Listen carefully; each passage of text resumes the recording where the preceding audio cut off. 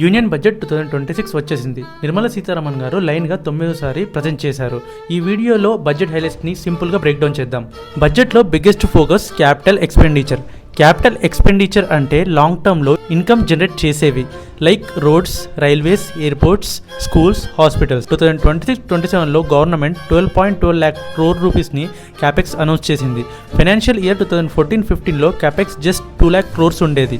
ఇప్పుడు అది 12.2 lakh crores అయ్యింది. ఎకనామిక్ గ్రోత్ రేట్ని అరౌండ్ 7% ఉంటుందని ఎస్టిమేట్ చేశారు. 10,000 crores MSME growth fund. Small బిజినెస్కి లోన్ ఈజీగా రావడానికి ఇది హెల్ప్ అవుతుంది. స్టార్టప్స్కి, స్మాల్ బిజినెస్ మ్యాన్స్కి ఇది చాలా హెల్ప్ అవుతుంది. Fiscal deficit next year 4.3% GDP ఉంటుందని ఎస్టిమేట్ చేశారు.